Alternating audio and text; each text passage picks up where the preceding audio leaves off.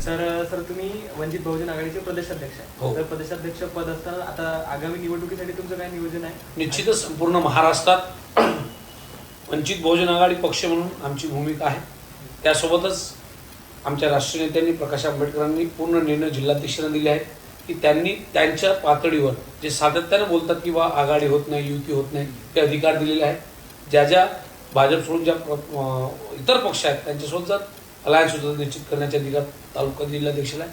या निवडणुका कार्यकर्त्यांच्या आहेत.